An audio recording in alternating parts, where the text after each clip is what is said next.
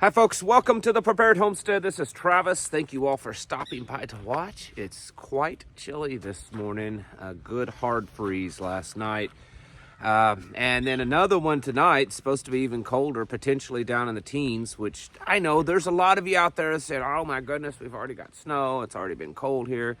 I get it, but you know, this is the Ozarks. Getting down in the teens while we're still technically in October is... That's a little early for us, but hey, we'll make do because country boys can survive. You know, all this talk about what's going on in the Middle East right now and the potential for World War, I'm not so sure that a lot of people really get it.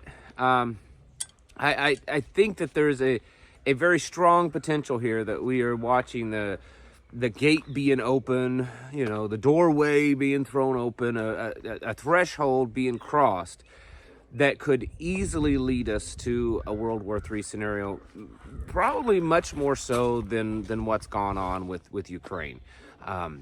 In fact, I saw just yesterday that Zelensky is very upset that he is now being forgotten, that the West has forgotten about Ukraine, even though we just sent $150 million over there this past week. And Biden is seeking, you know, like $60 billion additional funding. Who knows if it'll actually happen, but I guess we've forgotten about him. I think it's because we're not seeing too many of the blue and yellow flags being flown, and now people have shifted to something else. But that's okay, I guess. Unfortunate for the commoners in Ukraine, because in the end, it's the regular people that end up suffering from all of this globalist takeover and movement. But I think going back to the Middle East, that we're entering a phase that this could definitely become something much bigger than it is, and I know we all know that. You know, I've been talking about the last couple of days about the amount of buildup. Military buildup in the Middle East, Mediterranean Gulf, and you know, around Israel or in Israel, and that's just almost every day you're hearing about some country. Usually it's us, but sometimes others that are sending or consider sending ships, planes, people, equipment, whatever over there. And I think it's because the West has been wanting a war with Iran for a long time. Iran is really the key to all of this. It's not so much what's happened between Israel and Hamas. I mean, and we all know that Hamas is, you know, they were trained and supplied and encouraged and supported by Iran. So in the end, it is Iran. Iran has been doing its best to try to take over the Middle East, establish itself as the ruling nation in the Middle East. They're, I would say, by far the more powerful player in the Middle East. They're for the most part, I know this isn't 100% true, but they're for the most part capable of building their own weapons, their own arms, a lot of stuff. I get it with the help of North Korea and China and Russia and all that. But they do a pretty good job of developing stuff and, you know, taking raw materials and components and turning it into something, and they're doing a pretty good job of it. I mean, as much as we don't want to admit that, it's true. But I don't think that necessarily just Iran alone is going to be the catalyst for World War III. I think that's going to open the doorway to World War III. I think once we see Russia and China start to get involved more in all of this, then things are going to really change. Now, just in the last 24 hours, both Russia and China have said or done things that kind of makes you think that they're setting the stage. You have to understand, when we're talking about big wars like this and stuff, they don't just typically happen overnight. It's not just one thing that, you know, it catapults us into World War II or World War III or whatever. There are signs all along the way, and we've been seeing those. Yesterday, Putin very openly stated that the United States is the cause of all of the problems in the Middle East. And I don't necessarily disagree with that. I'm not taking Russia and Putin's side, but a solid argument could be made that in the last several decades, the United States has been behind a lot of the disruption. But he said that it was all our fault, that we bear the burden, all these, and he went on to mention all the children dying and the women and the elderly and all the destruction and everything that's happened in the past and what's currently happening in the Middle East is all America's fault. Placing blame on us, which is it's feeding the narrative on their side that when it comes down to fighting us, they've already established who's the bad guy. China did something kind of strange. They have removed Israel from all of their maps. The maps that they use for their shipping, they have all these online that kind of like their version of Amazon, or is it Alibaba or whatever, the Temu, all those kind of shopping apps and stuff. And other official maps. Excuse me. My goodness. Got choked there. Anyways, all their official maps, they have removed Israel. At least the labeling of it as Israel. Of course, the land is still there. And they're calling it the Palestinian territory or Palestinian region or something like that. But they have removed Israel from the name. Which, I don't know how else you could take that. They've basically established where their side is on that. I mean, we already knew what it was, but that's pretty open and brazen, I would say. We have to realize that there's steps when you're talking a war that it's of great risk. It's of great risk for all the major players. Russia, China, United States. Europe, I mean, I don't know how much Europe's going to be helpful in this one. It's mostly going to be the United States against the rest. 10% of all efforts might come from Europe. So it's going to be the United States. And when China and Russia especially, they know they have a lot to lose. They will grow and prosper as nations if there isn't a war, okay? They may not end up being the top dog, the world leader, the leader of the new order, but they will continue to grow. Iran, North Korea, I mean, they for them, if as long as America exists, they're held back a lot. China and Russia, they're going to continue to prosper and continue to grow, and so it's tough for them, I would guess. I mean, I'm just making an assumption. I'm no analyst of any sort.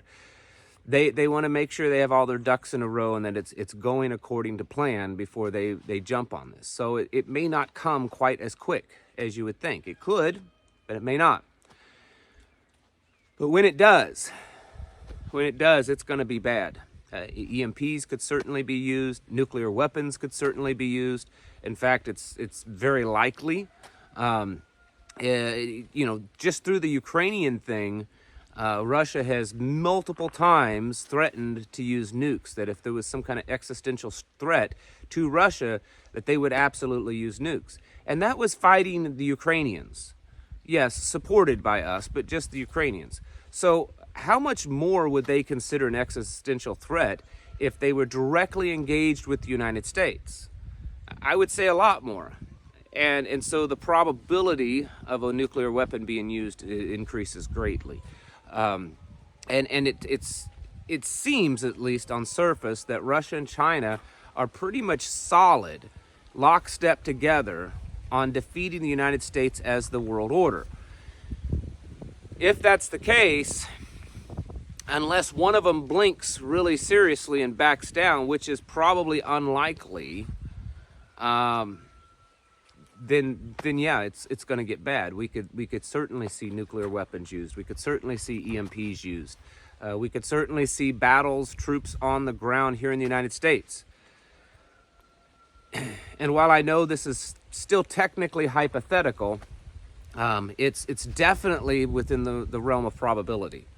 And so it's not just that we're preparing for, the economy to do really bad because, all of this stuff going on in other countries, or, a draft, which is certainly ever increasing,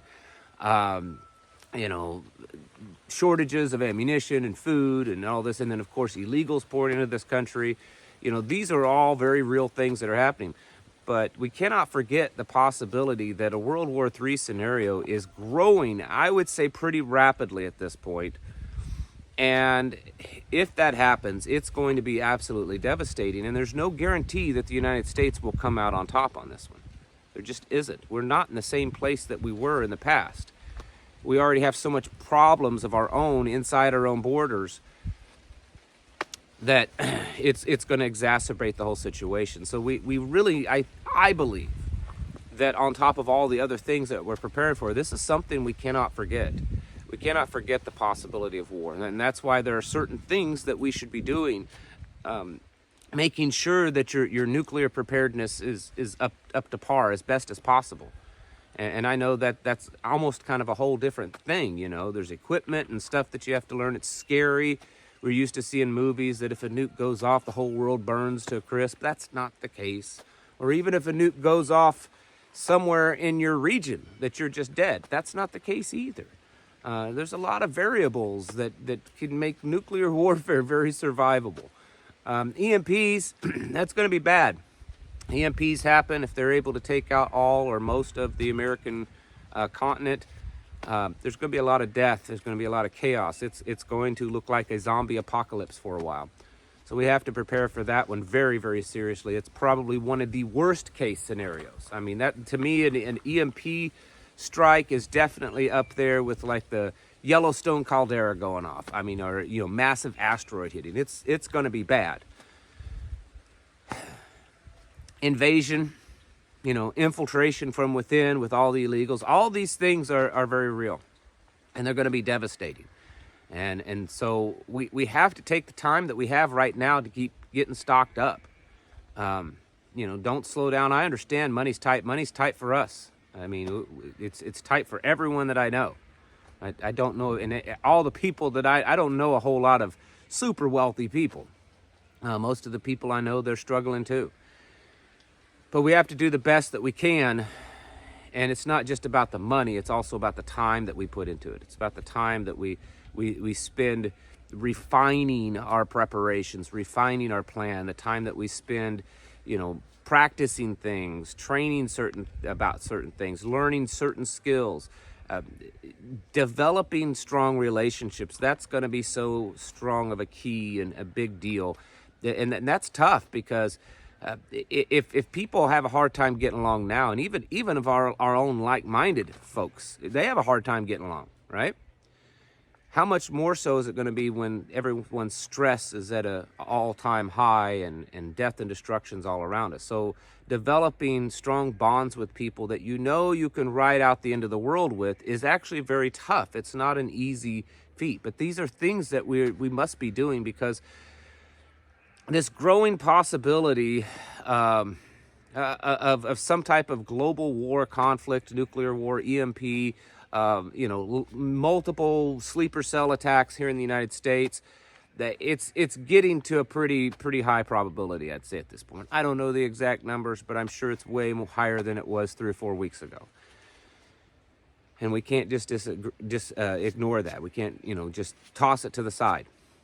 And so I want to encourage you to keep doing that. And if at all possible, get out of these cities because they're going to be hit the worst. It's going to be absolutely destructive. It will be like, again, one of these zombie TV shows or movies. I don't watch them, but it's going to be like that. And maybe even worse. And so we've got to get out of these places and find some refuge out away from people. That's not 100% guarantee of that you will survive, but just the lower concentration of people, that on its own. I was looking the other day where I live. I'm not going to tell you where I live, but where I live, and it's not the whole county, but the area of the county that I live in, that kind of quadrant, has 7 people per square mile. That's not a lot. And I know there's places that have less, but that's not a lot. But that's a good thing. That means there's not a whole lot of people around me to come and try to do things. When, if you figure a certain population, however much of a population, if you figure you might have 20, 30, 40, 50%, whatever the number is of bad actors, Well, if you're living in an area that you have thousands or tens of thousands of people right around you, that's a lot of people to contend with, you know, as opposed to maybe a couple of dozen people.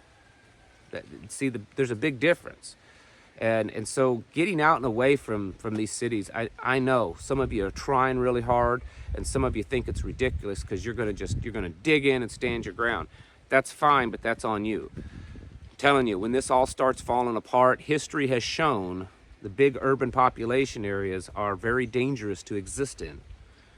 And living out like this, while it's not a complete, you know, insurance policy, it certainly increases your odds of surviving. So folks, we need to be doing these things, but most of all, you all know the thing, most of all, we need to be making sure that our hearts are right with the Father, because it's going to get tough. It's going to get tough on us spiritually. It's going to get tough on us to hold on to our faith. The things that we see and that we experience, we're going to want to, at times possibly to cry out and to curse, you know, the Most High. And that's just a natural human instinct. That's part of that kind of evil inclination in us, is to do that. And we have to be strong in our faith so that we don't, so that we lean on Him instead of turn our backs to Him, because that would be the worst thing that we could do. Folks, you need to be getting your houses in order and preparing yourselves mentally, physically, and spiritually. Thanks for watching, and I'll catch you in the next video.